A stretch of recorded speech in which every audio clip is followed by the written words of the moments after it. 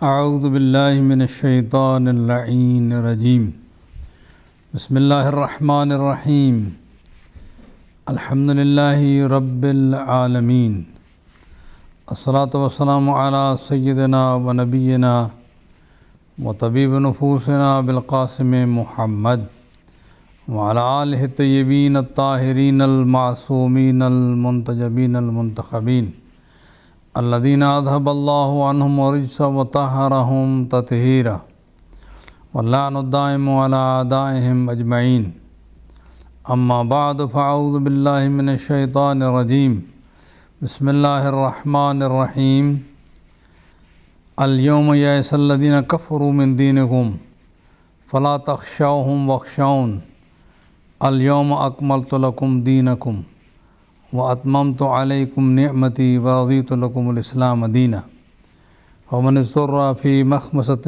غیر متجانف لإثم فإن اللہ غفور رحیم یسألونک ماذا احل لهم قل احل لکم الطیبات وما علمتم من الجوارح مکلبین تعلمونہن مما علمکم اللہ فکلوا مما امسکنا علیکم واذکروا اسم اللہ علیہ واتقوا اللہ ان اللہ سریع الحساب صدق اللہ مولانا العظیم وصدق رسولنا الکریم ونحن علی ذلک من الشاہدین والشاکرین والحمد للہ رب العالمین۔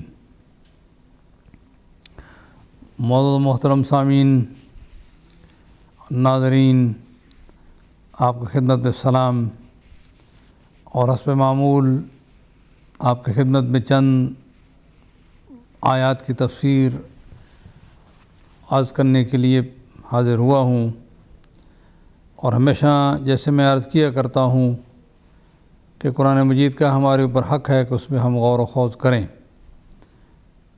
اور قرآن مجید نے ایک بات بتائی کہ پیغمبر قیامت کے روز یا اب بھی شکایت فرما رہے ہیں کہ اللہ میری قوم نے قرآن کو مہجور چھوڑ دیا ہے، یعنی بالکل اس سے لا تعلقی اختیار کر لی ہے۔ ہر کلمہ پڑھنے والے پر، قرآن پر ایمان رکھنے والے پر یہ لازم ہے کہ وہ قرآن مجید کی آیات پر غور و خوض کرے، اور جو میسج وہاں سے ملتا ہے اس کو اپنی زندگی میں اس کا اجرا کرے۔ عقائد میں اگر خرابی ہے تو عقائد کی اصلاح کرے، اعمال میں اگر نقص ہے تو اعمال میں کی اصلاح کرے۔ بہرحال یہ ہمارے لیے زندگی کا ایک، جس کو آپ کہیں ہمارے لیے رہنما کتاب ہے، اور پیغمبر اکرم اور ان کے اعلی اطہار جو ہیں وہ اس کے معلمین ہیں۔ اگر کہیں مشکل پیش آئے تو ظاہر ہے کہ ہر آدمی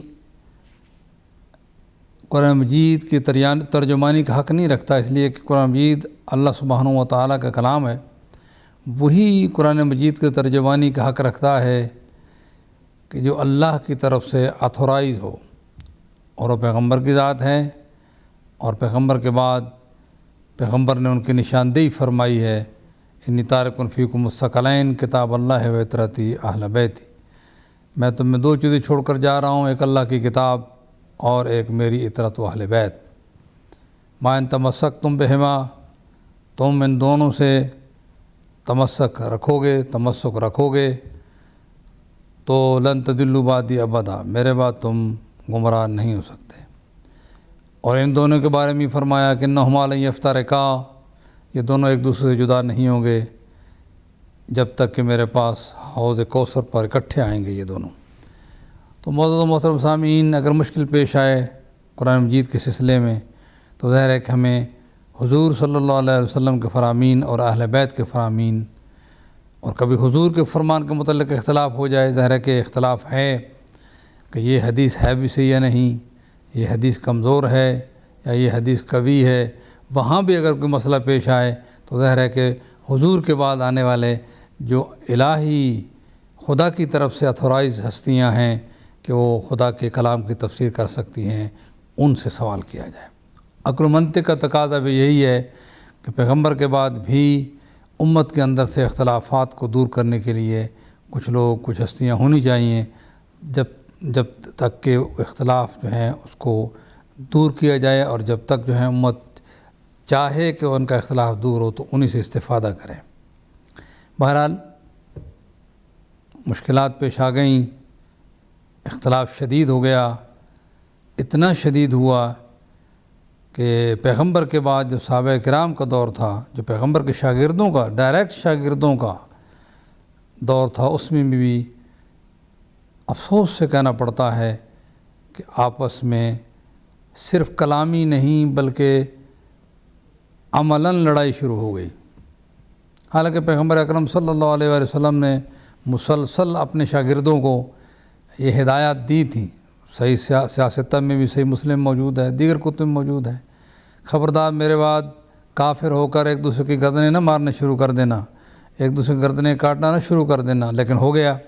اب ظاہر ہے کہ یہ بات کہنے والا کافر نہیں ہے، اور یعنی نہ وہ لڑنے والوں کو کافر کہا جاتا ہے، لیکن یہی پاسبل ہے کہ کفر تک بھی لوگ پہنچ گئے ہوں، لیکن بہرحال وہ مسلمان تھے مگر لڑ رہے تھے، جیسے کہ آج کل بھی مسلمان لڑ رہے ہیں۔ وہاں سے لے کر آج تک مسلمانوں کی اپنی لڑائی آپس میں بھی ختم نہیں ہو سکی، لیکن یہ ہوئی، مشکل ہو گئی۔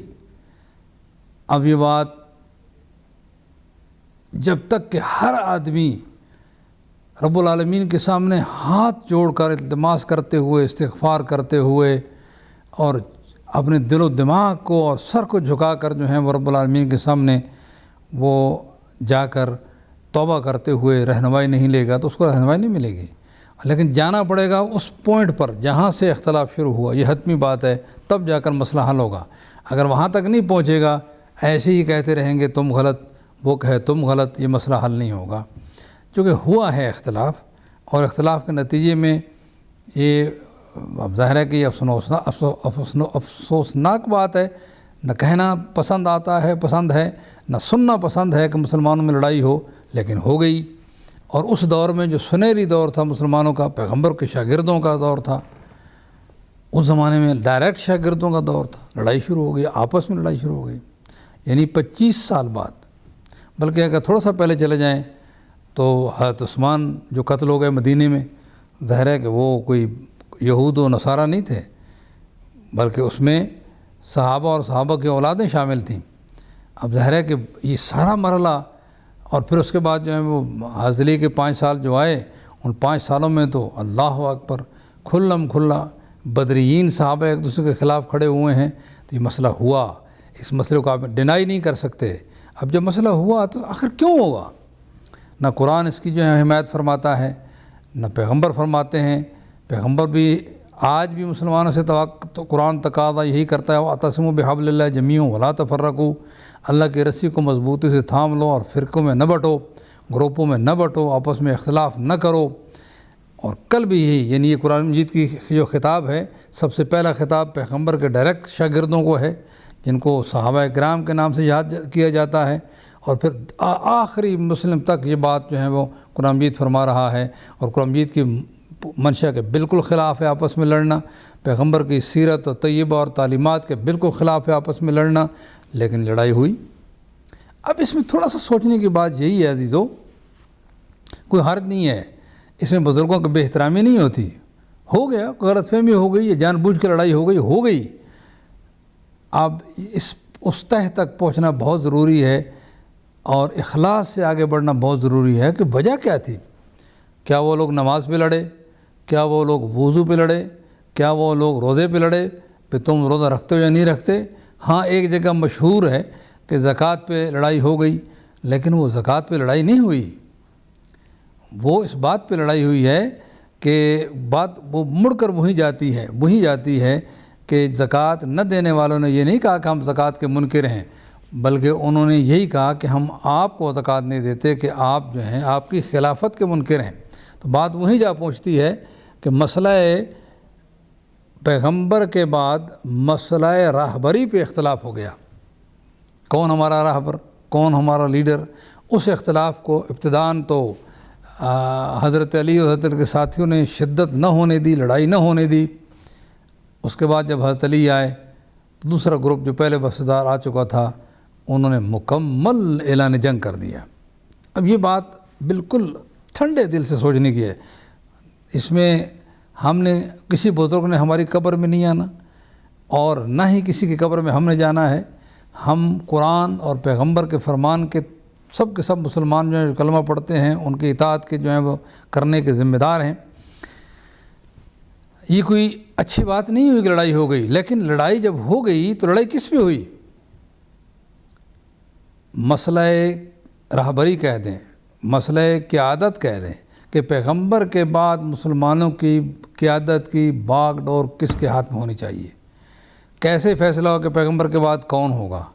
عزیزان گرامی، یہ ساری تمہیدی کلمات اس لیے عرض کیے ہیں، کسی کا دل دکھانے کے لیے نہیں، کسی پر تنقید کرنے کے لیے نہیں، کسی کو جو ہے وہ ہیمولیٹ کرنے کے لیے نہیں، صرف اس لیے یہ بات عرض کی ہے کہ یہ مسئلہ ہوا اور یہ اہم ترین مسئلہ ہے۔ آپ اگر اسلام سے پہلے کی تاریخوں میں چلے جائیں تو لڑائیاں جو ہیں وہ اسی اقتدار کے حصول کے لیے، قوموں کو جو ہیں وہ نیچا دکھانے کے لیے، اب ان کو غلام بنانے کے لیے لڑائیاں لڑی گئیں۔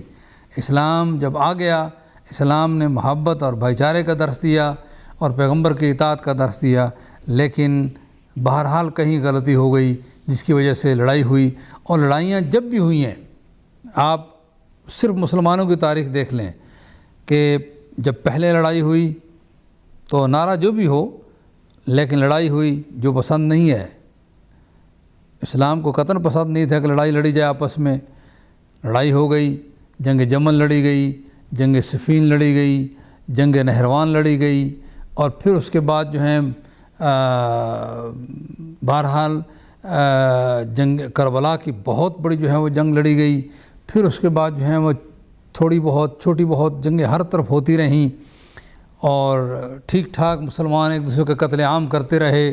پھر بنو عباس نے بنو امیہ کے خلاف اتنی بڑی لڑائی لڑی، یہاں ایران سے لے کر جو ہے وہ شام تک لڑائی لڑی، اور بالآخر جو ہیں وہ بعض یعنی بنو امیہ کے لوگوں کی ہڈیوں کو نکال کر جو ہیں انہوں نے شہراہ پہ ڈال دیا۔ اب یہ کوئی بات نہیں ہے کس طرح اسلام سبق نہیں دیتا، لیکن یہ لڑائی جو لڑی گئی ہے یہ اقتدار کی لڑائیاں تھیں ساری کی ساری۔ اب جب اقتدار کی لڑائیاں تھیں تو صرف سوال ہے، ہر آدمی اپنے آپ سے کرے، میں اپنے آپ سے کرتا ہوں، سوال یہ ہے کہ ان لڑائیوں کو روکنے کے لیے اسلام نے کیا کیا؟ کیا پیغمبر اسلام نے کوئی رہنمائی فرمائی؟ حالانکہ اعلان تو فرما دیا جیسے کہ اس آیت میں موجود ہے، الیوم، پہلا حصہ یہ ہے، الیوم یئس الذین کفروا من دینکم، آج تمہارے دین سے کافر مایوس ہو گئے ہیں، فلا تخشوہم واخشون، ان سے نہ ڈرو، مجھ سے ڈرو۔ الیوم اکملت لکم دینکم، آج تمہارا دین مکمل کر دیا گیا ہے، واتممت علیکم نعمتی، اور آپ پر میں نے اپنی نعمت مکمل کر دی ہے، ورضیت لکم الاسلام دینہ، اور اسلام کو دین کے طور پہ پسند فرمایا ہے۔ قرآن نے اعلان کر دیا، ہر آدمی ایمان رکھتا ہے دین اسلام ایک مکمل دین ہے۔ لوگ یہ جملہ استعمال کرتے ہیں کہ ضابطۂ حیات ہے، اور اس میں کوئی سابقہ لاحقہ لگانے کی ضرورت نہیں، پورا اسلام کا ایک پروگرام ہے، اسلام کا مالیات کا نظام ہے، اسلام کا ایجوکیشن کا پروگرام ہے، اسلام کی جو ہے اپنی فارن پالیسی ہے، اسلام کی اپنی انٹیریئر پالیسی ہے، اسلام کے اپنی جو ہے پولیٹیکل سسٹم کی پالیسی ہے۔ لیکن سوال صرف اتنا ہے کہ اگر اسلام مکمل ضابطۂ حیات ہے تو پھر یہ جو چینج آف پاور کے بارے میں کیا پیغمبر نے رہنمائی فرمائی، کیا طریقہ اختیار فرمایا اپنی زندگی میں، کیا رہنمائی فرمائی؟ اگر ہم کہیں کہ پیغمبر نے نہیں فرمائی، آج دیکھیں چھوٹا بھی آئین بنتا ہے، کوئی گورنمنٹ کانسٹیٹیوشن بناتی ہے، اس میں چینج آف پاور کے لیے بڑے واضح اصول رکھے جاتے ہیں تاکہ اس پہ لڑائی نہ ہو، لڑائی عموماً اسی بھی ہوتی ہے۔ یعنی یہاں بھی آج کوئی مثال لے لیں، یہ تھرڈ ورلڈ کنٹری جن کو کہا جاتا ہے، مسلمان کنٹری جو کہا جاتا ہے، ان کے پورے کا پورا نظام چوپٹ ہو جاتا ہے جہاں ان کے پولیٹیکل سسٹم جو ہے وہ پوری طرح ورک نہیں کرتا۔ آج جن ملکوں میں الیکشن ہوتے ہیں بہت زبردست طریقے سے ایک مخالفت ہوتی ہے، جب الیکشن میں کامیاب کوئی ہوتا ہے دوسرا اس کو مبارک دیتا ہے، وہ پوری کا پورا سسٹم جو ہے وہ ورک کر رہا ہوتا ہے جو پہلے ہوتا ہے. جہاں کہیں تھوڑی بہت تبدیلی ہو تو وہ کرتے ہیں، ورنہ بالکل تبدیلی نہیں کرتے. صرف افراد بدلتے ہیں مگر پالیسیز نہیں بدلتی. یہ بڑے ملکوں کا یہی جو ہے وہ انداز ہے، اور یہ ان کی کامیابی کا راز ہے. اور آج ان کے جو ایجوکیشنل سسٹم ہے وہ ورک کر رہا ہے، ان کا اکنامیکل سسٹم ورک کر رہا ہے. لیکن تھرڈ ورلڈ کنٹری میں ہوا کیا؟ وہ انسان نہیں ہے انسان، لیکن ایک آدمی ایک پالیسی کے اجرا کرنے پر بھی بلین جو ہے وہ منی خرچ ہوتی ہے، تو اس کے بعد دوسرا آتا ہے اس کو چینج کر دیتا ہے، قوم کا پیسہ بھی تباہ، اور پھر وہ تیسرا جو آتا ہے وہ اس کو روک دیتا ہے. اسی وجہ سے کہیں بھی پروگرس جو ہے وہ نہیں ہو رہی، بلکہ ان کے اکنامیکل جو ہیں وہ سسٹم تباہ ہو رہے ہیں، ان کے ایجوکیشن سسٹم تباہ ہو رہے ہیں، ان کے پولیٹیکل ادارے تباہ ہو رہے ہیں. اس کی وجہ کیا ہے؟ اگر آپ اجازت دیں اور اتفاق کریں، آپ کو حق پہنچتا ہے کہ اختلاف کریں. میری بھی اپنی ایک سوچ ہے جو میں حل حاصل کر سکا ہوں کہ تمام سسٹم کی مدر آف سسٹم جو ہے وہ پولیٹیکل سسٹم ہے. اگر پولیٹیکل سسٹم صحیح نہیں ورک کر رہا، سموتھلی چینج پاور نہیں ہو رہی، تو اس کا مطلب یہ ہے کہ وہ سسٹم سارا کا سارا کرپٹ کسی وقت بھی دھڑام سے گر سکتا ہے. آتے ہیں اسلام کی طرف. کیا اسلام نے کوئی اس میں رہنمائی کی؟ اگر نہیں کی تو معذرت کے ساتھ، اگر کہتے ہیں کہ پیغمبر نے کوئی رہنمائی نہیں چھوڑی، بہت معذرت کے ساتھ ہاتھ جوڑ کر اور بہت ناچیز بندے کی طرح عرض کر رہا ہوں، کسی کو جو ہے وہ دل دکھانے کے لیے نہیں. اس کا مطلب وہ آدمی خدا اسلام کے مکمل ہونے پر ایمان نہیں رکھتا ہے. ادھر سے تو کہتا ہے وہ اسلام مکمل ہے، ادھر سے کہتا ہے کہ وہ اسلام میں جو ہے پولیٹیکل سسٹم کی کوئی رہنمائی نہیں کی پیغمبر نے. وہ پیغمبر جس نے وضو جیسی، حالانکہ وضو اہم ہے، اسلام کی ہر تعلیم اہم ہے، لیکن وضو سے ایک انڈیویجول کا فائدہ ہے. وضو کے سکھایا، وضو نہیں کر سکتے ہو تو تیمم سکھایا، نماز پڑھنا سکھائی، روزہ رکھنا سکھایا، حج کرنا سکھایا. اور اگر کوئی ایک آدمی بغیر بتائے مر جائے وصیت کیے ہوئے اور بے وارث مر جائے، اس کی بھی کوئی نہ کوئی وارث ہوتا ہے، تاکہ نظام میں یعنی وراثت کا قانون بتایا، تاکہ کہیں لڑائی نہ ہو، کہیں جھگڑا نہ ہو، کہیں ناانصافی نہ ہو، کہیں غیر عادلانہ اور غیر منصفانہ بات نہ ہو.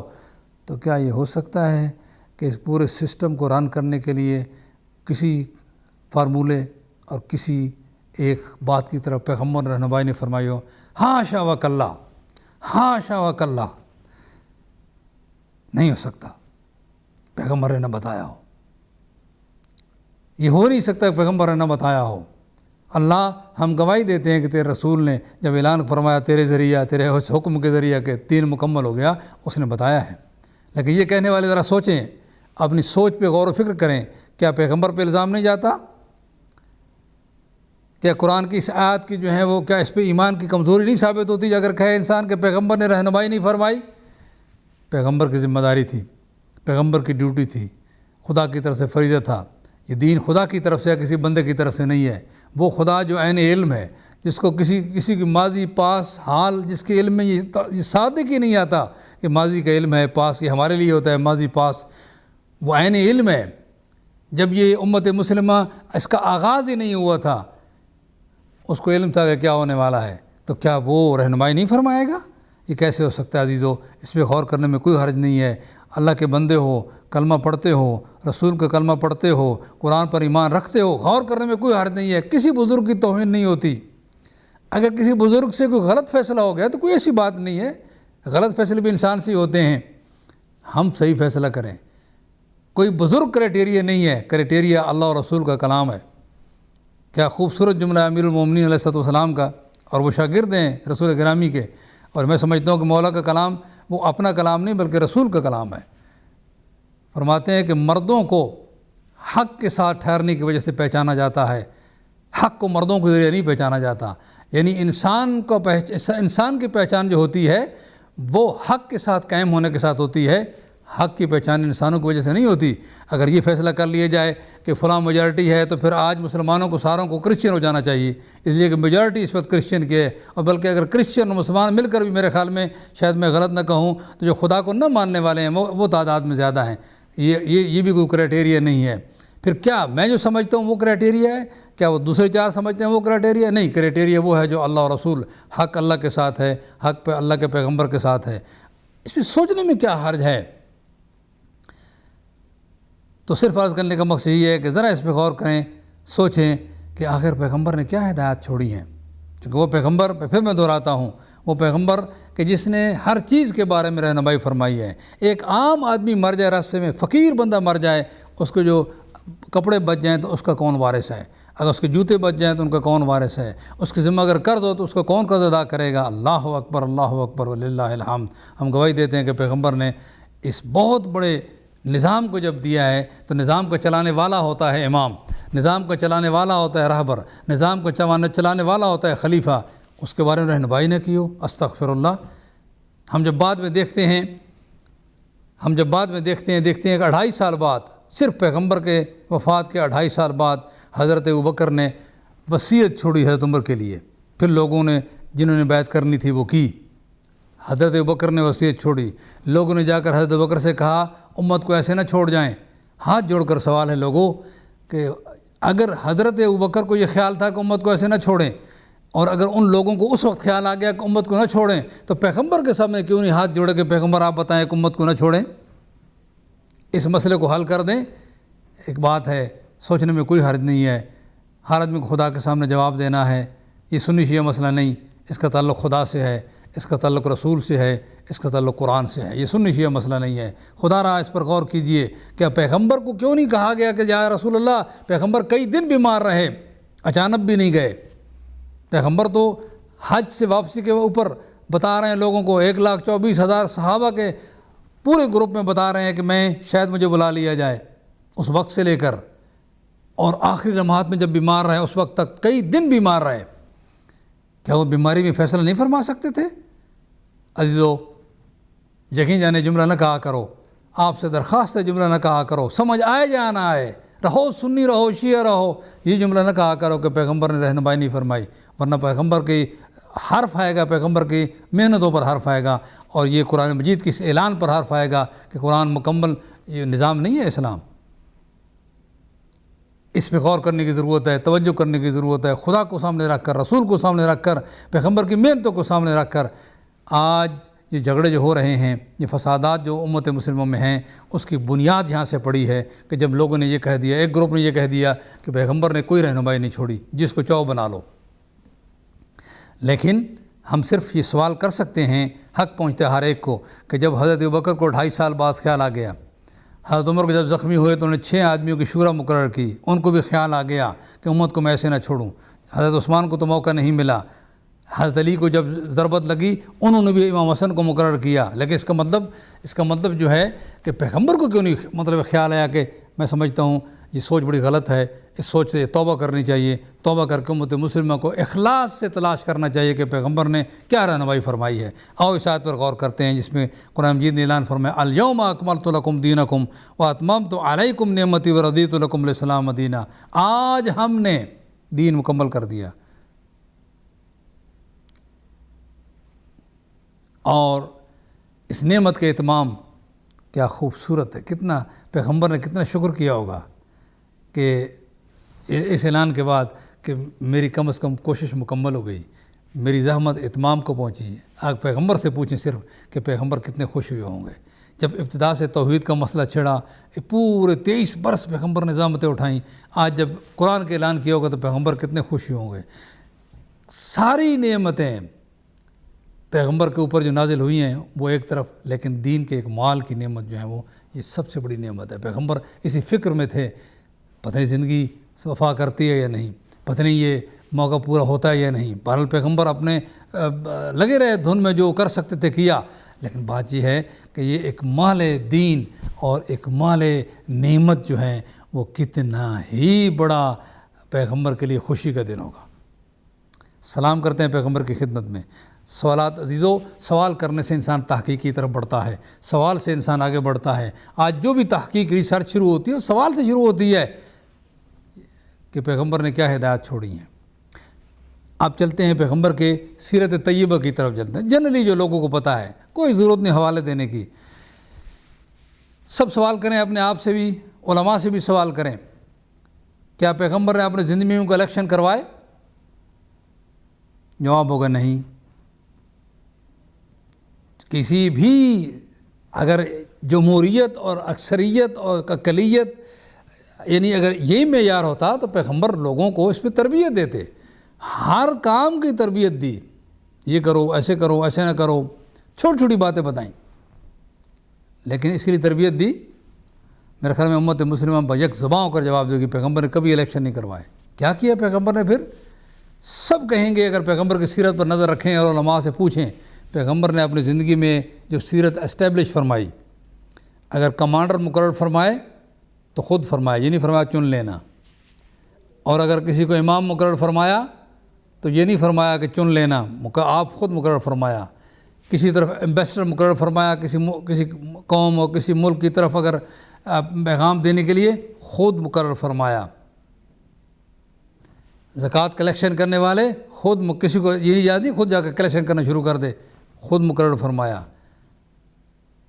آپ دیکھ لیں، علماء سے پوچھیں، ایمانداری سے پوچھیں کہ پیغمبر نے ہمیشہ اپوائنٹمنٹس فرمائیں، کبھی الیکشن نہیں کروایا۔ اس کا مطلب پیغمبر کی سیرت اپوائنٹمنٹس تھی، کوئی الیکشن نہیں ہوا۔ یہ پیغمبر کی سیرت طیبہ رہی۔ کمانڈر ان چیف مقرر فرمائے، جنگ موتا میں بھیجا، اگر جعفر شہید ہو جائے تو زید بن حارثہ جو ہے وہ کمانڈر ہوگا، اگر زید بن، یعنی اسی طرح ایک کے بعد دوسرا 3 کمانڈروں کے نام لیے اور پھر خاموش ہو گئے۔ بلکہ صحابہ کرام میں یہ بات اسٹیبلش ہو چکی تھی، اگر پیغمبر یہ فرمائیں کہ وہ اگر شہید ہو جائے تو دوسرا کمانڈر ہوگا، تو دوسرے کا نام بھی پیش فرماتے تھے، اور یہ اسٹیبلش ہو چکی تھی یہ بات کہ اگر پیغمبر نے فرما دیا کہ وہ شہید ہو جائے اور دوسرا کمانڈر ہوگا تو اس کا مطلب یہ ہوگا کہ وہ شہید ہو جائے گا۔ یہ صحابہ کرام میں یہ بات اسٹیبلش ہو چکی تھی، تو اس کا مطلب کمانڈر خود مقرر فرمائے۔ مسجدوں میں پیش نماز اگر تشریف لے جاتے تھے، مدینہ میں فرماتے تھے تم نماز پڑھانا، یہ نہیں کہتے جو آئے کھڑا ہو جائے مسلح پر۔ اب اس سیرت کو سامنے رکھا، بالکل سمپل سی بات ہے، میں اس میں کسی کتاب کا حوالہ نہیں دیتا، ہر آدمی، ان پڑھ آدمی بھی اس بات کو لے سکتا ہے کہ پیغمبر نے اس سلسلے میں کیا کیا۔ اب یہ تو بات پیغمبر کی چند مہینوں کے لیے باہر جاتے ہیں مدینے میں تو کسی کو مقرر کر دیتے ہیں، عزیزو سوچنے میں کیا حرج ہے۔ اب پیغمبر مسلسل بتا رہے ہیں کہ میں جا رہا ہوں، مجھے کسی وقت بلایا جا سکتا ہے، اور آخری لمحات میں بیماری کے عالم میں، تو پیغمبر نے کیوں کسی کو واضح طور پہ نہیں بنایا؟ جو یہ کہتے ہیں نہیں بنایا۔ میں کہتا ہوں ان سے 10 برس عرض ایسے نہ کہو، الزام آتا ہے پیغمبر پر، قرآن کے اس اعلان کی میں نقص پیدا ہوتا ہے کہ قرآن نے نقص پیدا ہوتا ہے کہ جی کامل کر دیا، مکمل کر دیا، لیکن پولیٹیکل سسٹم کے لیے کوئی رہنمائی نہیں فرمائی۔ ہاں عزیزو، جب الیکشن نہیں کرائے، جب پیغمبر کی سیرت اپوائنٹمنٹس تھی، تو پھر ہم آپ کو بتاتے ہیں، اگر تھوڑی سی توجہ فرمائیں، دعوت ذوالعشیرہ سے لے کر وہاں فرمایا سنو اے میرے خاندان کے افراد، سنو، یہ علی جس نے آج میری حمایت کا اعلان کیا ہے، یہ میرا بھائی بھی ہے، میرا وزیر بھی ہے، میرا خلیفہ بھی ہے۔ پھر وقتاً فوقتاً ہر جگہ کہیں اس طرح فرمایا، علی تم مجھ سے ایسے ہو جس سے حضرت ہارون، اے حضرت علی تم مجھ سے ایسے ہو جس سے ہارون موسیٰ سے تھے، ہاں میرے بعد نبی نہیں ہوگا۔ کہیں فرمایا علی دنیا اور آخرت میں تو میرے بھائی ہو، اور ایک دفعہ نے کئی بار فرمایا۔ ایک ایک بات پہ میں نہیں سمجھتا کہ اس پہ غور کرنے کے بعد انسان کہے کہ پیغمبر نے کچھ نہیں فرمایا۔ جہاں جہاں بھی بڑی بڑی لڑائیاں ہوئیں، پیغمبر کے جو علم بردار تھے اور جو پیغمبر کی ساری فوج کے کمانڈر تھے پیغمبر کے بیاہ پر، وہ علی تھے۔ اور سمپل سی بات، اور سمجھنے آئے تو سورہ برات کی چند آیتیں اس پہ غور کر لیجئے۔ ہم کہیں گے تو کہتے ہیں وہ شیعہ بول رہا ہے، لیکن خدا را قرآن اور سنت کو سامنے رکھیں۔ سورہ برات کی پہلی چند آیتیں جو ہیں وہ حضرت ابوبکر کو دی گئیں، جب حضرت ابوبکر جس کو آبار علی کہا جاتا ہے، مسجد شجرہ کہا جاتا ہے، اور احرام باندھنے کی جگہ ہے، وہاں تک پہنچے صحابہ کے ساتھ، پیچھے دیکھا کہ علی پیغمبر کی خاص اڑنی کو لے کر آ رہے ہیں علیہ الصلوۃ والسلام، اور کہا کہ وہ آیتیں جو آپ کو پڑھنے کے لیے کہا گیا مجھے دے دو۔ حضرت نے دے دی، واپس آئے، پوچھا یا رسول اللہ کیا میرے بارے میں کوئی آیتیں نازل ہوئیں؟ فرمایا میرے اللہ کی طرف سے جناب جبرائیل نازل ہوئے، فرمایا کہ یا خود جاؤ یا رجل من کا، یا اپنی طرف سے جو مرد ہے وہ جائے۔ اب رجل من کا اس کا مطلب کیا ہو سکتا ہے؟ یعنی چند آیتوں کی ذمہ داری دے کر بھیجا پیغمبر نے، رب العالمین نے اس کو واپس لے لیا۔ مطلب ایسے مقابلہ نہیں کرتے، کسی کو کسی شے قلب کو ٹھیس نہ پہنچے، لیکن 10 عرض ہے، ذرا غور کرنے میں کوئی حرج نہیں ہے۔ یہ سنی شیعہ مسئلہ نہیں ہے، یہ قرآن کا مسئلہ ہے، قرآن کی عزت کا مسئلہ ہے۔ قرآن پہ حرف آتا ہے کہ اعلان کر دے کہ ہم نے دین مکمل کر دیا، اور پولیٹیکل سسٹم آف اسلام کے متعلق رہنمائی نے فرمائے۔ پیغمبر اسلام پہ حرف آتا ہے کہ اگر وہ یعنی اعلان بھی فرما دیں اور لوگوں کو اس کی طرف رہنمائی نے فرمائے، جو بڑا شدید ترین معاملہ ہے، بڑا سخت معاملہ ہے۔ پھر سوال ہے میرا، پہلی امتوں میں لڑائیاں کیسی ہوئیں؟ مسلمانوں میں لڑائی کس بات پہ ہوئی ہے؟ کیا وضو پہ ہوئی ہے؟ تیمم پہ ہوئی ہے؟ زکوٰۃ پہ ہوئی ہے؟ نماز پہ ہوئی ہے؟ حج پہ نہیں، صرف ایک بات بھی ہے، تم نہیں، ہم اقتدار میں آئیں گے۔ بنی عباس سے نعرہ لگایا خلافت اہل بیت کا حق ہے، لوگوں نے ساتھ دیا، پھر خود بن بیٹھے، حالانکہ وہ اہل بیت بھی نہیں تھے۔ بنو امیہ نے زور سے، اب دیکھیں، اب ذرا غور کرے انسان، کوئی عام بندہ جو مسلمان نہ ہو اور اسلام کی تاریخ، مسلمانوں کی تاریخ پڑھے تو کہے گا یہ تو اسلام تو جس کی لاٹھی اس کی بھینس کی بات ہے، جس کو ہمارے محاورہ میں کہا جاتا ہے، جو آئے تک اقتدار میں جیسے آ جائے۔ نہیں، استغفر اللہ ربی و اتوب الیہ۔ اسلام اصولوں کا مذہب ہے، فرد اصول کو فالو کر کے بڑا بنتا ہے، جو فرد اصول کو فالو نہ کرے اس کی جو ہے وہ مردانگی بھی ختم ہو جاتی ہے، اس کا مقام بھی گر جاتا ہے۔ یہ اسلام کا نظام ہے۔ آپ اس پہ کیوں نہیں مطلب توجہ کرنے میں کوئی حرج نہیں ہے، ہم کسی پہ کوئی لعن طعن نہیں کر رہے، ہم کسی کو گالیاں نہیں دے رہے۔ یہ ایک بات ہے، آج بھی مسلمانوں کا جھگڑا ختم ہو سکتا ہے، قتل و غارت۔ ابھی مثلا مصر میں جو ہے وہ آپس میں لیدہ ہو رہی ہے، حتیٰ کہ بعض لوگ کہہ رہے ہیں کہ مرسی صاحب جو ہیں وہ لوگوں کے الگ ووٹوں سے آئے، وہ اولی الامر تھے، ان پر خروج کرنے والے خارجی ہیں، خارجی۔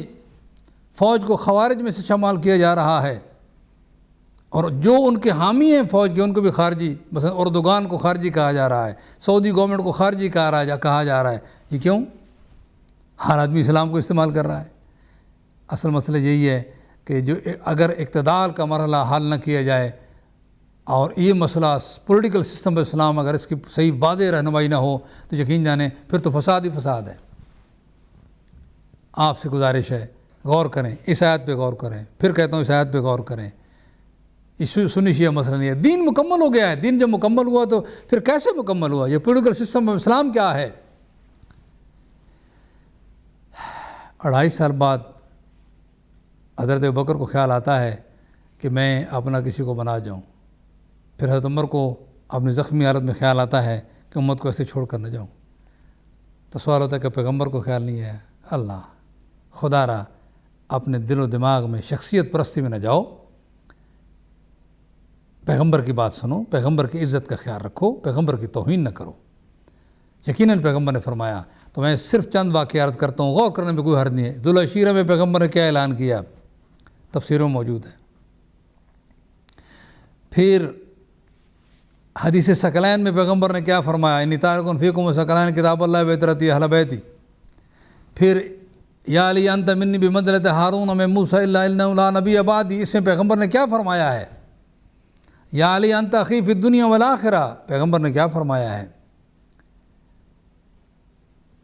آخری 7 جگہ صحیح بخاری میں یہ موجود ہے، 7 جگہ موجود ہے جہاں پیغمبر نے کہا قلم دوات لے آؤ میں تمہیں لکھ دوں تاکہ تم میری بات گمراہ نہ ہونا۔ قلم دوات لے آؤ تاکہ میں تمہیں کچھ لکھ دوں، میرے بات گمراہ نہ ہونا۔ وہاں جو نہیں ہونی چاہیے تھی صحابہ وہاں، اس لیے کہ سب صحابہ کو ڈپیوٹ کیا گیا تھا کہ حضرت اسامہ کے اندر چلے جاؤ، اسامہ بن زید کے انڈر کمانڈمنٹ میں ان کو بالکل پابند کیا گیا تھا، لیکن وہاں پھر صحابہ کچھ بیٹھے تھے جو بہرحال اس حکم کی بھی انہوں نے پرواہ نہیں کی اور وہاں بیٹھے تھے۔ اور وہاں ان صحابہ میں سے جو حضرت عمر بولے، کہا کہ حسبنا کتاب اللہ، بخاری میں یہ چیز موجود ہے۔ یعنی چھن چھن کر یہ باتیں آئی ہیں، آپ کی مجبوری ہے کہ آپ اس بات کو، لیکن چلیں اس پر جو ہے وہ ایک بات ہے کہ پیغمبر امت کو کوئی نسخہ بتانا چاہتے تھے، پھر کہتے ہیں جی حضرت علی نے کیوں نہیں بتا دیا قلم دوات؟ اگر حضرت علی لکھوا بھی لیتے عزیزو تو پروپیگنڈا یہی ہوتا، علی نے لکھوا لیا کیا فائدہ ہوا؟ ہر آدمی اپنے لیے لکھوا سکتا تھا، اگر وہاں فلاں آدمی کوشش کرتا تو وہ بھی لکھوا لیتا، یعنی پھر وہی پیغمبر کی ذات کو مختلف فی اور تشکیک میں مبتلا کر دیا پیغمبر کی ذات کو، اور اس میں جو ہے نا یعنی پیغمبر کا جو فرمان ہے اس کو جو ہے وہ شک لوگوں کو مبتلا کر دیا۔ اگر لکھوا بھی لیتے تو لوگ کہتے جی آپ نے لکھوا لیا ٹھیک ہے جی، پاس بیٹھے ہوئے تھے، پیغمبر تو یہ نہیں کچھ اور فرمانا چاہتے تھے. عرض کرنے کا مقصد عزیزو، خدا را تمہیں پیغمبر کا واسطہ دیتے ہیں، اللہ سبحانہ جل شانہ کا تمہیں واسطہ دیتے ہیں، قرآن مجید کا تمہیں واسطہ دیتے ہیں. غور کرو اس بات پر. آج اگر اختلافات کو ختم کرنا ہے، روزانہ مارو، روزانہ لاشوں کے ڈھیر لگے ہوئے ہیں اور مسلمان کے قتل کر رہا ہے، اس کی یہی وجہ ہے. یعنی جو آج مثلاً سپاہ صحابہ یا دوسرے لوگ کہتے ہیں یہ صحابہ کو گالی دیتے ہیں. گالی نہیں دیتے. جو گالی دیتا ہے غلط کرتا ہے. اس کی اپنی بد اخلاقی ہے جو گالی دیتا ہے. لیکن یہ بات یہی کرتے ہیں، اس میں غور کرنے میں کوئی، ہم تو دعوت دیتے ہیں آپ کو کہ کوئی بات نہیں، اگر ہمارے اوپر واجب نہیں ہے کہ بزرگ جو کچھ کر ڈالے اسی پر فالو کریں. قرآن و حدیث جو کہے، غور کرو قرآن مجید پر. اس آیت پر غور کرو کہ آخر پیغمبر نے اعلان جو کر دیا ہے، دین مکمل ہو گیا تو پولیٹیکل نظام کیا چھوڑا ہمارے لیے؟ ہماری تربیت کیوں نہیں کی؟ وضو بتاتے رہے، غسل بتاتے رہے، تیمم بتاتے رہے، اور یہ مسئلہ کیوں نہیں بتایا؟ یقین جانیں خدا را پیغمبر کی عزت کو آپ توہین کا سبب نہ بنیں. آپ سے گزارش ہے، پیغمبر نے کیا، پیغمبر نے دعوت اللہ شیرہ میں کیا، پیغمبر نے ہر جگہ کیا. پیغمبر یہ جملہ آخر یہ پیغمبر فرما رہے ہیں نا، خیبر ہو، خندق ہو، ہر جگہ پہ جو ہیں. آپ بتائیں کہیں کسی جنگ میں حضرت علی کو کسی کی کمانڈ میں بھیجاؤ؟ نہیں. اس لیے کہ پیغمبر حضرت علی کو مسلسل تیار کیا. ابتدا سے پیچھے چلا جاؤ، ابھی تک اعلان نبوت نہیں فرمایا، پہلے دن سے حضرت علی کو اپنی کسٹڈی میں لے لیا، اس کی تربیت فرمائی، علم دیا، تقوی سکھایا، حلم سکھایا، جو بھی کہو چلو ایک تربیت فرمائی. خود حضرت علی فرماتے ہیں پیغمبر نے میری تربیت فرمائی. پیغمبر کے بعد اگر صفات کے لحاظ سے بھی تلاش کرنا ہے کسی کو، چلیں آپ کے ذمہ بھی ہے، تو حضرت علی سے زیادہ کوئی نہیں ہو سکتا. نہ علم میں، نہ حلم میں، نہ تقوی میں، نہ شجاعت میں، نہ سخاوت میں. چونکہ پیغمبر نے یہ فرمان مختلف جگہوں ارشاد فرمائے، اقضاکم علی، اعلمکم علی، تم سے زیادہ علم رکھنے والا علی، تم سے زیادہ بڑا فیصلہ کرنے والا علی، اتقاکم علی، تم سے زیادہ متقی، بڑا متقی علی. اگر یہ پیغمبر، آپ یا تو یہ سوچیں کہ پیغمبر اپنے داماد کے سلسلے میں غلو کر گئے، لا حول ولا قوت الا باللہ، استغفر اللہ ربی واتوب الیہ، یا تو یہ سوچیں کہ پیغمبر جو ہیں وہ یہاں اپنی نفس کو فالو کر رہے تھے، یا یہ کہیں کہ وہی کو فالو کر رہے تھے. میں سمجھتا ہوں قرآن کی گواہی کو قبول کر لینا چاہیے، جس میں ارشاد فرمایا کہ وہی کے بغیر نہیں بولتے اور وہی کے خلاف نہیں جاتے. پیغمبر قرآن خود اعلان فرمایا، اگر کہیں ایسی بات ہو، یعنی وحی کے خلاف تو نہیں جاتے پیغمبر، ہر کام جو ہیں وہ جو وحی کی ذریعہ جو ان کو بتایا گیا تھا وہ کرتے ہیں، لیکن خدا کو اگر تبدیلی کرنا ہوتی ہے ہدایت کے لیے تو کر دیتے ہیں خدا متعال. جیسے کہ سورہ برات کی جو آیات ہیں ان میں پیغمبر نے وہ غلط نہیں کیا تھا، وہ بھی صحیح کیا تھا، لیکن خدا نے تبدیلی کر دی کہ ان کو نہ دو. پیغمبر جو فیصلہ کریں خدا اس کو تبدیل کر سکتا ہے. فیصلہ وہ بھی غلط نہیں تھا، لیکن اس فیصلے کو بہتر اور آسان فیصلے کی طرف تبدیل کر دیا. جو منشا عزتی تھی اس طرف بدل دیا. دیکھیں، اور یہ مختلف انداز ہوتے ہیں جو ہیں وہ ہدایت کے، تاکہ لوگ سوچیں اور غور و فکر کریں. بہرحال عرض کرنے کا صرف یہ مقصد ہے کہ یہ آیت بڑی اہم ہے، جس میں الیوم، آج کے دن، اس دن کی بھی تلاش کرو تاکہ آپ بھی پیغمبر کی طرح خوشی کا اظہار کر سکو اور آپ کا شکریہ ادا کر سکو. اور پیغمبر اکرم کہ اس الزام سے اپنے آپ کو بری کرو کہ پیغمبر کے اوپر جو آ رہا ہے آپ کی زبان سے کہ پیغمبر نے مکمل تعلیمات نہیں چھوڑی. قرآن کے اس اعلان کو ناقص نہ بناؤ یہ کہہ کر کے کچھ بتایا نہیں ہے. اس دنیا کا کوئی کانسٹیٹیوشن جس میں چینج آف پاور صحیح طریقے سے نہ ہو، کیس، لڑائی جھگڑا، فساد کا سبب بن جاتا ہے. تو اسلام کیسے سے کہے گا کہ چھوڑ دے گا؟ ایسے نہیں چھوڑا پیغمبر نے. لیکن اس آیت کے علاوہ اگر سورہ النساء کی آیت پہ جو گفتگو ہوئی تو اس پہ غور کیجیے. یا ایھا الذین آمنوا اطیعوا اللہ واطیعوا الرسول واولی الامر منکم. اب اللہ سبحانہ و تعالیٰ نے اپنی اطاعت کو الگ رکھا اور پیغمبر اور اولی الامر کی اطاعت کو اکٹھے رکھا. اطاعت فرض ہو گئی. جب اطاعت فرض ہو گئی تو اب کیا پیغمبر نہیں بتائیں گے یہ اولی الامر کون ہے جن کی اطاعت ہم پیغمبر کے بعد ہمارے اوپر فرض ہے؟ چھوڑ دیں گے ایسے جو آئے؟ آج جس سے گفتگو ہو رہی ہے کہ مرسی صاحب اولی الامر تھے، ان کے جو ہے خلاف جانے والے خارجی ہو گئے، یا مثلا سعودی سے بادشاہ اولی الامر ہے، ان کے خلاف کھڑے ہونے والے جو ہیں وہ خارجی ہو گئے، اور آج کل تو یہ بات چل رہی ہے، بہرحال اس میں ہمیں جانے کی ضرورت نہیں ہے، یہ موجودہ صورتحال ہے، لیکن یہ تصور، یہ کنسیپٹ کہ جو جس طرح آ جائے وہ اولی الامر بن جاتا ہے، نہیں، یہ نہیں ہو سکتا، نہیں، یہ نہیں ہو سکتا۔ اسلام ایسے، چونکہ اسلام اگر یہ بات کہی جائے تو پھر یقین جانے کوئی آدمی بھی تھوڑا سا جو عقل و منطق استعمال کرتا ہے وہ کہے گا کہ اسلام ناقص ہے، مکمل نہیں ہے۔ اور یہی بات تھوڑا سا اور پیچھے چلے جاتے ہیں، بالکل 50 سال پیغمبر کے بعد جو واقعہ کربلا ہوا، اسی مطلب کو غلط پہنایا گیا، انہی آیات کا غلط مطلب لیا گیا، اور یزید کو اولی الامر سمجھ کر لوگوں نے اس کی اطاعت کی، اور چونکہ پہلی حکومتوں نے پورا کام کر رکھا تھا اور ان کی ضرورت تھی، تو یزید کو پہلے تو بیعت کر لگی لوگوں نے، اور حضرت امام حسین صلی اللہ علیہ وسلم کو بالکل ان کو قتل کرنے میں آسانی رہی، اس لیے کہ اولی الامر کے خلاف اٹھنے والا وہ خارجی ہے اور باغی ہے، اور باغی کی سزا جو ہے وہ موت ہے۔ یہ باتیں غور کرنے کی ہے، لڑائی جھگڑے کی نہیں، مناظرے کی نہیں، بالکل بیٹھ کر غور کرنے کی ہیں۔ تو یہ آیت اعلان کر رہی ہے کہ اگر دین مکمل ہے تو پولیٹیکل سسٹم آف اسلام کہاں ہے؟ پیغمبر نے ہر مرحلے پر ہم گواہی دیتے ہیں بر الہ کہ دین مکمل دیا اور قیامت تک نظام دیا۔ پیغمبر نے اپنے بعد، اگر آپ صحیح مسلم کو دیکھنا چاہیں، کتاب الامارہ میں دیکھنا چاہیں، تو وہاں آپ دیکھیں کہ پیغمبر نے فرمایا، صحابہ نے روایت فرمائی، اور ہر جگہ موجود ہے۔ میرے بعد لفظ سے تھوڑا سا بچا کر صحابہ کرام بھی روایت کرتے تھے، ظاہر ہے کہ حالات بدل گئے تھے پیغمبر کے بعد، تو اپنے آپ کو بچاتے تھے، تقیہ سمجھے کرتے تھے، تو کہا کہ کتاب الامارہ میں ہے میرے بعد 12 امیر آئیں گے، امیر، امارہ امیر،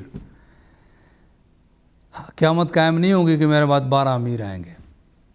ہمارے یہاں ہیں 12 خلفاء کی بات بھی ہے، 12 امیر کی بات بھی ہے، 12 کی تعداد ہے۔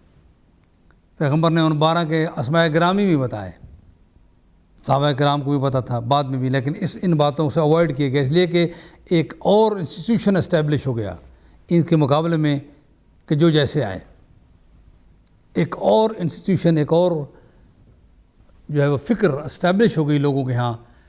اب یہ 12 کی بات ہی نہیں رہی۔ اب وہ جب لوگوں نے اس حدیث کو دیکھا، سامنے آئی، تو پھر گننے لگ گئے کہ 12 کیسے مکمل کریں۔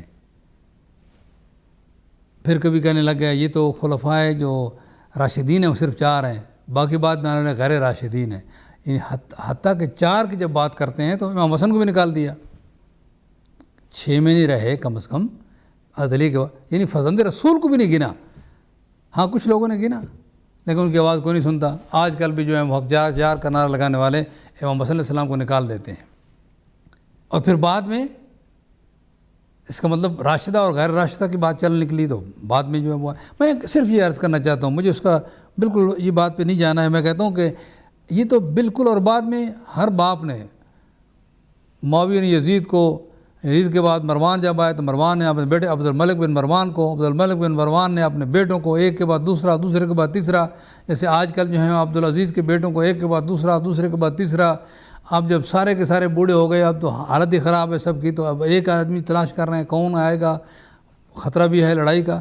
تو اسی طرح جو ہیں وہ آپس میں وہاں بھی یہی لڑائیاں ہوتی رہیں، فلاں نے، اور پھر بنو عباس کی آئی، انہوں نے بھی ابو العباس صفوان نے پہلے بیڑا اٹھایا، پھر اس کے بھائی ابو جعفر منصور نے اٹھایا، ابو جعفر منصور کے بعد اس کے بیٹوں نے مقام میں، چلتے چلتے راستے میں اپ ڈاؤن لڑائیاں، بالآخر جو ہے ہارون رشید کا زمانہ آیا۔ ہارون رشید کے زمانہ میں اس نے مامون، امین اور مامون کو بنایا، امیر اور مامون کی وہ لڑائی ہوئی جو کہتے ہیں کہ بغداد کی گلیاں جو ہیں وہ رنگین ہو گئی خون سے، اور ان کی نہروں میں خون جو ہے وہ یوں سمجھے کہ جاری ہو گئے، اتنے بندے مارے گئے۔ اب ظاہر ہے کہ اگر یہی خلافت ہے اور یہی اسلام ہے اور یہی امیر المومنین ہیں، یہی لوگ جو ہیں وہ خلیفۃ المسلمین ہیں، تو بس سلام ہے۔ نہیں، جو سوچو اور غور فکر کرو، کسی شخصیت سے معروم نہ ہو، صرف پیغمبر کی ذات سے معروف ہو جاؤ، پیغمبر کی ذات سے۔ اور پیغمبر نے بعد میں جو راستہ دکھایا، 12 امیر، 12 امام، 12 خلفاء، یہ تعداد مختلف اینگل سے پیغمبر نے بیان فرمائی ہیں، اور وہ 12 کی تلاش کرو۔ الحمدللہ اس دنیا میں آج یقین جانے کہ اگر اہل سنت کی چھوٹی چھوٹی ٹکڑیوں کو اگر گنا جائے تو اس وقت میجارٹی میں جو دنیا ہے وہ 12 اماموں کو مانتی ہے. یعنی اہل سنت کے اندر جو فرقے ہیں تھوڑے تھوڑے، اور وہ ایک دوسرے کی تکفیر کرتے ہیں. مثلا آپ اس وقت جو ہیں وہ شیخ الازہر نے فتویٰ دیا ہے کہ یہ سارے کے سارے اخوان المسلمین والے مرتد ہو گئے، اس لیے کہ انہوں نے خروج کیا ہے حکومت پر. یہ بات القدس العربی میں موجود ہے کوئی ہفتہ پہلے. اب صرف بات کرنے کی یہی ہے کہ ایک دوسرے کا جو ہے نا وہ قرضاوی صاحب نے جو دماغی طور پہ بڑی مختل ہو چکے ہیں، یہ کیا ہے، وہ کبھی کسی کو کافر کہتے ہیں، کبھی کسی کو کافر کہتے ہیں. اب اخوان المسلمین والوں کے خلاف جو ہیں وہ انہوں نے جنہوں نے ان کے خلاف کیا ان سب کو کافر قرار دیا. اردوغان صاحب کا بیان آیا کہ یہ شیخ الازہر پر اللہ لعنت کرے گا اس لیے کہ اس نے ان کی مخالفت کر ڈالی. اب ظاہر ہے کہ آپ ذرا دیکھیں وہ کس طرح دست پہ گریباں ہیں. ان کی اپنی حالت یہ ہے کہ کوئی اصول نہیں ہے. لیکن اگر ان سارے چھوٹی چھوٹی ٹکڑیوں کو، ٹھیک ہے ان کا امبریلا ہے اہل سنت شیعوں کے مقابلے میں، لیکن وہ آپس میں ٹھیک ٹھاک ایک دوسرے کے کفر کے فتوے دیتے ہیں. ہمارے ہاں بھی دیوبندی حضرات جو ہیں بریلویوں کو مشرک کہتے ہیں، مشرک بریلوی ان کو جو ہیں وہ کافر کہتے ہیں اور وہ گستاخ رسول کہتے ہیں. یہ نہیں ہونا چاہیے. ہم تو سب کو، میں اعلان کہہ رہا ہوں، میرے سامنے قرآن ہے، جو بھی کلمہ پڑھنے والا ہے جب تک بنیادی کسی اصول کی، ختم نبوت کا انکار نہیں کرتا اور کسی بنیادی اصول کا انکار نہیں کرتا، مسلمان ہے. ہم نے تو سپاہ صحابہ کو بھی کافر کبھی نہیں کہا، اس لیے کہ انہوں نے ہمیں کافر کہا ہے، لیکن انہوں نے کسی ایسی چیز کا انکار نہیں کیا کہ جس پر ہم ان کو کہہ سکیں کہ انہوں نے پیغمبر کا انکار کر دیا اور رسالت کا انکار کر دیا اور آخرت کا انکار. دیکھو ہمارا دل دیکھیں کہ ہم قتل ہو جائیں روزانہ، لیکن پھر بھی ان کو کافر نہیں کہتے. بہت غصہ آتا ہے تو ہم کہتے ہیں فوج یزید. اور یہ بات سمجھنے کی ہے کہ الحمدللہ رب العالمین یہ اصولوں کو چلنے والے یہ لوگ اس طرح، ہمارے پاس کفر کی فیکٹری نہیں لگی ہوئی. تو یہ آج جو دنیا میں یہ سب کچھ ہو رہا ہے، یہ صرف اور صرف اسلام کے وہ آخری میسج کو نہ سمجھنے کی وجہ سے جو پیغمبر نے کوشش فرمائی. غدیر پہ جو اعلان فرمایا حضور صلی اللہ علیہ وآلہ وسلم نے، اور یہ واقعہ، یہ آیت اسی وقت نازل ہوئی ہے. غدیر پہ حضور حج سے واپس تشریف لا رہے تھے. حدیث ثقلین اسی حج پہ ارشاد فرمائی، یعنی جو آج جہاں مسجد یعنی مینا میں معروف مسجد ہے، اس مسجد میں پیغمبر نے حدیث ثقلین بیان فرمائی. پھر اس کے بعد جو ہیں عرفات میں بیان فرمائی. پھر اس کے بعد جو ہیں جب غدیر میں پہنچے تو پیغمبر کو حکم ہوا یا ایھا رسول بلغ ما انزل. یہ آیت نمبر جو ہے وہ اسی آیت سورہ میں ہے. یہ سورہ آخری سورہ نازل ہونے والی سورہ میں ہے، بلکہ آخری سورہ ہے. علماء کا یہ تقریباً فیصلہ ہے کہ اس کے بعد اگر اس سورہ میں جو احکامات ہیں وہ پہلی صورتوں کے ناسخ ہو سکتے ہیں، لیکن اس کی کسی حکم کو کوئی ناسخ یا یہی سورہ خود کرے، اس کو کوئی بدل نہیں سکتا، کوئی جو ہے وہ چینج نہیں کر سکتا. یہ آخری صورتوں میں سے ہے. تو اس غدیر کے واقعے کو آپ لے لیں، ایک دو کی بات نہیں. چلیں وہاں بھی بہت زیادہ لوگ تھے جب حضور نے ارشاد فرمایا، لکھنے والے تھے. آگے بھی جو ہے حضور نے غدیر کا واقعہ جب پہنچی، وہاں حضور کی سواری اور حضور کے تمام صحابہ ساتھ تھے. وہاں سے الگ ہونا تھا. مدینہ والوں نے، دوسرے علاقے کے لوگوں نے، وہ ایک سمجھیے کہ ایک جگہ تھی جہاں راؤنڈ بورڈ کہہ لیں یا چوک کہہ لیں، جہاں سے ہر ایک کو الگ ہونا تھا. آیت نازل ہو گئی یا ایھا رسول بلغ ما انزل الیک، اے پیغمبر جو تیری طرف جو ہے وہ نازل کیا گیا اس کو پہنچا دے. وہ اسی سورہ میں ہے، پہلی صورت میں نہیں ہے. اب یہ دیکھیں آپ کہ اس دن میں نے عرض کیا کہ یہ پیغام توحید کا نہیں ہو سکتا، اس لیے کہ پیغمبر توحید پہنچا رہے تھے. یہ صورت تو بہت بعد میں، یعنی آخری صورتوں میں سے ہو گئی نا، تو یہ وہ توحید کا نہیں ہو سکتا. یہ تقریباً 66 نمبر ہے. میں پھر اس کو جو ہے وہ آپ کے سامنے کھول کر دکھا دیتا ہوں. تو آج کا مقصد یہ ہے کہ یا ایھا رسول بلغ ما انزل الیک، اے پیغمبر پہنچا دو. کتنی تاکید، یا ایھا رسول، یہ تاکیدوں کے ساتھ فرمایا. اے رسول، نبی بھی نہیں فرمایا، چونکہ پیغام کی بات ہو رہی تھی تو پیغام پہنچا دو. ما انزل الیک میں ربک، جو تیری رب کی طرف سے تجھ پر نازل کیا گیا. فإن لم تفعل، اگر تم نے نہ کیا یہ کام تو پھر کیا ہے؟ گویا تم نے فما بلغت رسالتہ، تو نے اپنی رسالت کو نہیں پہنچایا. واللہ یعصمک من الناس، اللہ تجھے لوگوں سے بچانے والا ہے. ان اللہ لا یہدی القوم الکافرین، اللہ کافر کا مطلب خالی وہ کافر نہیں ہے خدا کا انکار کرے. اس حکم کے انکار کرنے والے جو ہیں ان کو اللہ ہدایت نہیں دے گا. کسی حکم کو بھی انکار کر دی جائے تو انسان جو ہے وہ ظاہر ہے کہ منکر ہو جاتا ہے. اس کو کافر بھی ایک حکم کافر ہو تو اس کو کافر، یعنی وہ کافر، ایک کافر وہ ہوتا ہے۔ قرآن مجید نے، یاد رکھیں یہ بات، کفر کا لفظ جو ہے وہ منافقین کے لیے بھی استعمال فرمایا ہے، اللہ کو نہ ماننے والوں کے لیے استعمال فرمایا ہے، پیغمبر کو نہ ماننے والوں کو بھی استعمال فرمایا ہے، کسی ایک حکم کو نہ ماننے والوں کو فرمایا ہے۔ تو بات سیدھی ہے، تو یہاں یہ ولایت کی بات ہو رہی ہے، اور اس کا مطلب یہ ہے کہ اگر تو نے نہ کیا تو گویا تو نے رسالت کا پیغام نہیں پہنچایا۔ اب لوگ کہیں جی اچھا توحید رسالت پہنچ گیا تو یہ کیسا پیغام ہوا؟ یعنی امامت کا پیغام اتنا اہم ہے، جیسے کہ ہم کہتے ہیں بھائی دیکھیں بات یہ ہے کہ نظام کتنا ہی اچھا ہو، اس کو اگر امپلیمنٹ کرنے والا اگر عادل اور منصف شخص نہ ہو تو سارے کا نظام بیکار ہو جاتا ہے۔ آج بھی UN کا چارٹر کوئی اس میں بہت سی اچھی باتیں ہیں، لیکن جو نافذ کرنے والے ہیں وہ انصاف پسند نہیں ہیں، وہ بندر بانٹ کرتے ہیں، اور وہ ان کا جھکاؤ جو ہے، اس لیے وہ انصاف نہیں ہو رہا، بلکہ UNO جو ہیں اس کی وجہ سے ظلم ہو رہا ہے۔ اس لیے اسلام جس کا کام ہے انصاف دینا لوگوں کو، آپ دیکھ رہے ہیں کہ اسلام کی وجہ سے افغانستان میں اسلام آیا، دوسرے مسلمانوں کو بکروں کی طرح ذبح کر دیا گیا۔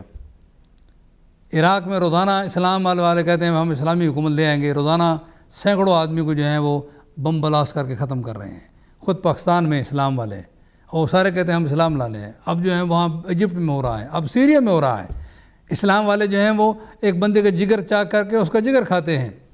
بتائیں آپ، یہ بات جو ہے اس کا مطلب یہ اسلام نہیں ہے، نام تو اسلام کا لیتے ہیں، اسلام نہیں ہے۔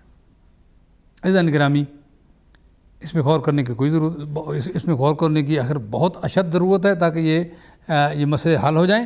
اس آیت پہ جو ہے اب اس میں تھوڑا سا کبھی کبھی یہ ہوتا ہے کہ یہ نہیں کہ اس پیغمبر پہنچانا نہیں جاتے تھے، یہ تاکیدی حکم اس لیے ہے کہ حکم کی اہمیت کو سامنے رکھا۔ ذرا یہ بات سنیں سامعین، معزز و محترم سامعین ناظرین، کبھی کبھی الفاظ جملے جیسے کہ معلوم ہوتا ہے پیغمبر پہنچانا نہیں چاہتے تھے، جیسے معلوم ہوتا ہے کہ پیغمبر کی ساری محنت ضائع ہو جائے گی توحید کا پہنچانا نہیں۔ اس حکم کی اہمیت کے پیش نظر یہ تاکید سے کہا گیا ہے، ورنہ یہ کوئی سوچتا ہے کہ پیغمبر نہیں پہنچانا چاہتے تھے، جب تنہا تھے پیغمبر اس وقت پیغمبر نے پیغام پہنچایا، تو یہ اب تو تنہا نہیں ہے، اب تو علی ولی جیسا ساتھی، علی ولی جیسا تابعدار غلام ساتھ ہے، بھائی ساتھ ہے، یہ ہو نہیں سکتا۔ لہذا پیغمبر کے بارے میں کبھی نہ سوچا جائے کہ وہ نہیں پہنچانا چاہتے تھے، وہ لیت العال کر رہے تھے۔ البتہ ضمانتیں لینا یہ ان کے اپنا انداز ہوتا ہے۔ تو موسیٰ جاتے ہیں، کہا موسیٰ ہارون جاؤ فرعون کے پاس، کہا میں نے زیادتی کر رکھی ہے، میں میری بات پوری سمجھ نہیں آتی، حضرت ہارون کو میرے ساتھ بھیج دیں۔ فرمایا تم دونوں جاؤ، میں تمہارے ساتھ ہوں۔ یہ انداز ہوتا ہے جو انبیاء کرتے ہیں، اور اللہ کی طرف سے جو تاکید ہے اس حکم کی اہمیت کی طرف۔ اور جب یہ حکم نازل ہوا، پیغمبر نے صحابہ کو جمع کیا، بہت طویل خطبہ دیا، توحید کو بیان فرمایا، اپنی محنتوں کو بیان فرمایا، صحابہ سے کہا کہ کیا میں نے یہ حکم پہنچا دیے؟ سب نے کہا پڑھا یا رسول اللہ ہم پہنچا دیے۔ پھر دیکھو مجھے قریب ہے خدا بلا لے، صحابہ رونے لگ گئے ہیں پیغمبر کی جدائی کو سن کر۔ فرمایا سنو، اینا علی، علی کہاں ہیں؟ ممبر بنایا پلانوں کا۔ غدیر آج بھی وہ جگہ موجود ہے جہاں سے جوفا لوگ عموماً احرام باندھتے ہیں، وہاں ڈیزرٹ میں جو ہیں، اور اس جگہ پہ جب یہ ارشاد فرمایا علی قریب آئے، ہاتھ یا پکڑا اور اتنا بلند فرمایا کہ پیغمبر اور امام علی صاحب کی بغل کی جو ہے وہ سفیدی کہتے ہیں کہ نظر آنے لگی، اور فرمایا من کنت مولا فہذا علی مولا، من کنت مولا فہذا علی مولا، جس کا میں مولا ہوں اس کا علی مولا ہے۔ اللہ موال من والا، اللہ اس سے دوست رکھ جو علی کو دوست رکھے، اس سے دشمنی کر اللہ جو علی سے دشمنی رکھے، وخذل من خذلہ، جو علی کو چھوڑ دے اس کو چھوڑ دے یا اللہ۔ عزیزو، یہ پیغمبر اس طرح علی کے عشق میں مبتلا نہیں ہو گئے، یہ خدائی حکم تھا پیغمبر کو۔ اور جب یہ اعلان ہو چکا، فوراً یہ آیت نازل ہو گئی، الیوم اکملت لکم دینکم، آج ہم نے دین، آج الیوم یئس الذین کفروا، آج کافر تمہارے دین سے مایوس ہو گئے، فلا تخشوہم واخشونی، ان سے نہ ڈرو مجھ سے ڈرو۔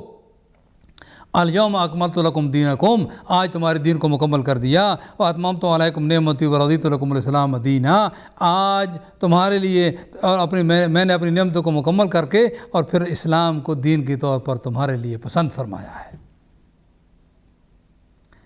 یہ ہے وہ چیز عزیزو جس پر ہم نے غور کرنا ہے اور توجہ کرنی ہے۔ یہ واقعہ ہوا اور واقعہ کتاب میں موجود ہے، تاریخ کتاب موجود ہے، اس میں چلیے وہ پہلی باتیں میں اگر نہیں بھول گئے ہیں یا کرتاس کا مطلب بھی اگر تمہیں مسئلہ سمجھ نہیں آیا چونکہ چند لوگوں کے سامنے یہ بات ہو رہی تھی، تو بہرحال اس مسئلے کو جو ہے وہ سمجھنے میں کیا حرج ہے۔ 1,24,000 صحابہ کے سامنے، اور پھر تمام صحابہ سے جو اس وقت موجود تھے کہا علی کو وہ ٹینٹ میں جا کر سلام کرو، السلام علیکم یا امیر المومنین، یعنی بیعت کروائی سب سے۔ اب یہ واقعات جب ایک دوسرا سسٹم اسٹیبلش ہو گیا پیغمبر کے بعد ایک اور سوچ اسٹیبلش کر دی گئی حکومتوں نے، ان واقعات کو بیان نہیں کرنے دیا گیا بلکہ حدیثوں کی نریشن بیان کر دی گئی۔ عزیزو، غور کرنے میں کوئی فرق نہیں پڑتا، تمہارا مائنڈ کوئی نہیں چینج کر سکتا جب تک کہ تم خود چینج نہ کرو، لیکن قرآن کی صحت پر غور و فکر کرو۔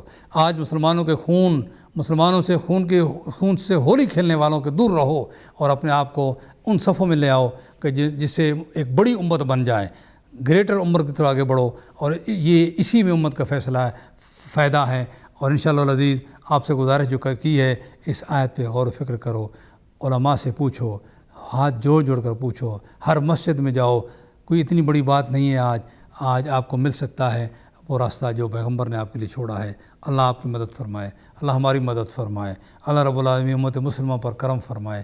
یہ سب جو قتل و غارت ہو رہی ہے اس سے امت کو بچائے، سارے ایک دوسرے کی جو ہیں وہ خون کے پیاسا ہونے کی بجائے محبت سے زندگی مانگیں تاکہ جئیں اور اللہ رب العالمین اور رسول کی رسالت اور پیغمبر کی بعد امام علی اور ان کے اولاد کی ولایت کے تحت جئیں، بھائی بن کر جئیں، ہاتھوں میں ہاتھ ڈال کر جئیں، ایک دوسرے کی خیر مانگیں۔ اللہ تعالیٰ آپ کی مدد فرمائے، ہماری مدد فرمائے۔ تمام وہ لوگ جو سن رہے ہیں اللہ ان کے حاجات پورے فرمائے، اللہ ان کو مشکلات سے بچائے۔ اور آپ سے گزارش ہے، میں آپ کے لیے دعا کر رہا ہوں، آپ میرے لیے دعا فرمائیں، اللہ مجھے بھی راہ راست پر رکھے اور بہت ہی سنجیدگی سے قرآن اور سنت پیغمبر پر اور سنت ائمہ پر سوچنے کی توفیق عنایت فرمائے اور اس پر چلنے کی توفیق عنایت فرمائے۔ السلام علیکم ورحمۃ اللہ وبرکاتہ۔